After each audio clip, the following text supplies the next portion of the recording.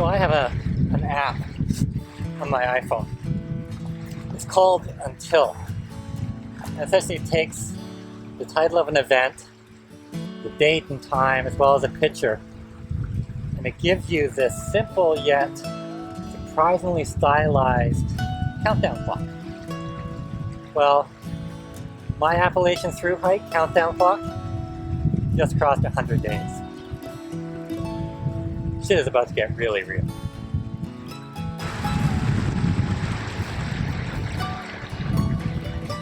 So if you've ever found yourself preparing for something momentous for the better part of the year, you might have some empathy for where my mind is at right now in terms of the Appalachian Trail.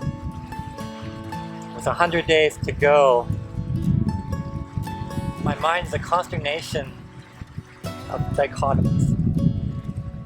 In one sense, 100 days feels so long when you're on your edge of your seat, ready, anticipating that big moment. Married to the fact that 100 days feels so short when you look at it under the lens of the planning and preparation that's constantly percolating through my mind at any given time. It's the dichotomy that my to-do list feels like it's constantly growing despite the fact I'm checking something off almost every day. Juxtaposed to the fact that I know if I really needed to, I could probably start tomorrow. Finally, it's the dichotomy of my trepidation and my anticipation in equal measure. I am a walking contradiction. Albeit a contradiction with one constant. Come early March, I will walk through those arches, the approach trail to Springer Mountain, and start my Appalachian Trail through. Unless, of course, I happen to fall out of my hammock and break a hip and test my sleep system, which, to be honest, is about a 50-50 chance that will happen. But if it does, I'll try to film it for your viewing pleasure. Welcome to my hackification.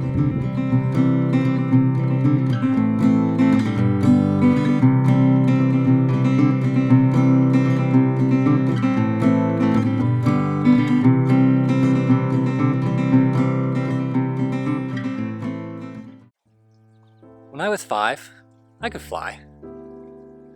I remember vividly running around in these concentric circles in my bedroom of the home we lived in way back then.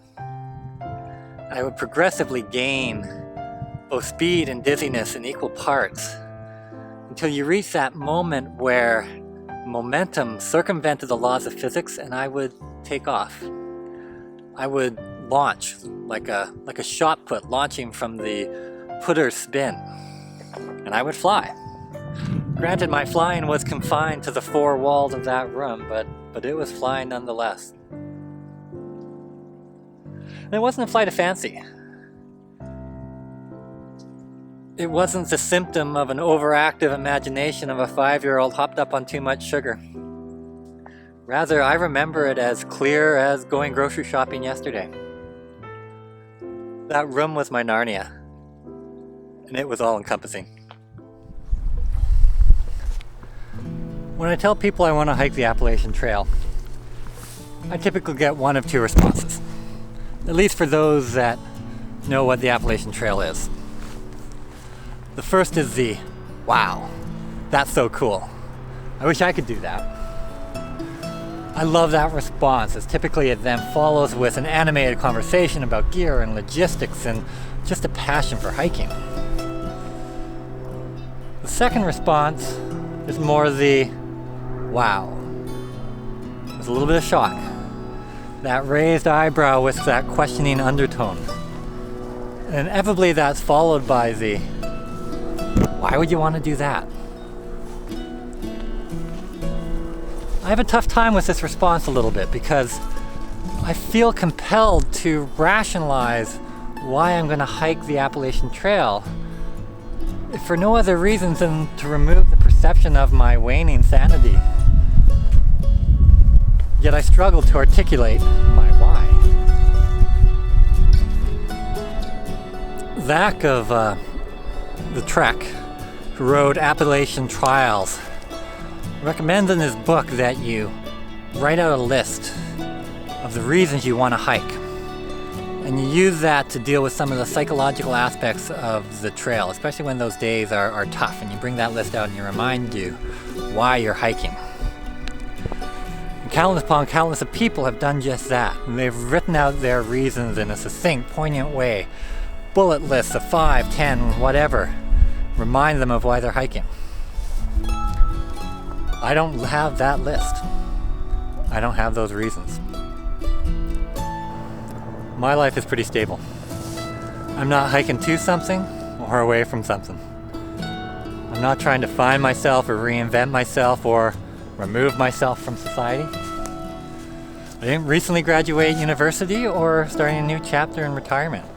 There's no momentous life events going on, good or bad. I didn't grow up in the outdoors, camping and hiking and backpacking. Nor did I grow up near the AT, where you put it on a pedestal of these mythic proportions, idolizing it over these many years.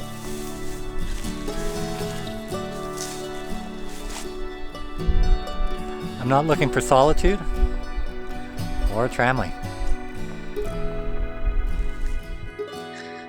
18 months ago, I didn't even know about the Appalachian Trail. I mean, sure, I'd watched A Walk in the Woods and Wild, and I'd read the books, and they were fine in their own right, at least from entertainment value, but nothing sticked. And then 18 months ago, I was preparing for a motorcycle camping trip, and I was doing some research on bags I could tie to the back of my bike. And somehow through the YouTube algorithms, I landed on Homemade Wanderlust. And there was our Dixie in all her glory, expounding on the pros and cons of the Osprey Aura backpack, and talking about this thing called the Appalachian Trail. And maybe it was just the right time for me to be receptive to the idea. I had been back in Canada for about 3 years, after living the previous 4 years in Southeast Asia and Vietnam. And so life was getting perhaps a little predictable again. But irrespective, it resonated. And I found myself watching more of her videos and watching other YouTubers. And gradually that seed got planted in my brain, and over the following 6 months, no matter what was going on, I couldn't shake the idea. It was stuck there and I couldn't dislodge it. And so now I'm a logical, analytical type person.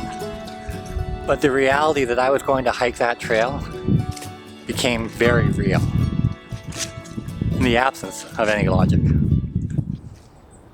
I don't actually recall the time where I made the formal decision to hike the Appalachian Trail. I guess it was more of a gradual process. I started watching more videos, but this time focused more on tips and tricks. I started supplementing my current gear with lightweight gear, but I didn't really have an intent on its use. Went for more hikes, longer hikes, overnight hikes, started looking for new trails, new terrain.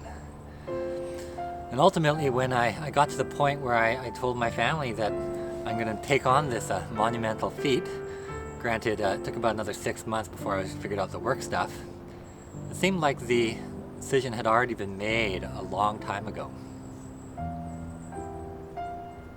But how do you define the root cause of a 2,189 mile epic adventure over the course of 6 months as something that just feels right? So when I'm asked why I'm going to hike the Appalachian Trail, my answer is this. I think back to that kid running around in circles in his upstairs bedroom. And here I am, 35 plus years later, still looking for those moments of liftoff, albeit this time with my feet firmly planted on the ground. I guess I just want to go for a long walk. Maybe that's enough. As to why I'm doing it now, the answer is I can. Whether that's more or less likely to make me successful, only time will tell. And you're gonna have to follow along to see. Till next time, hike on.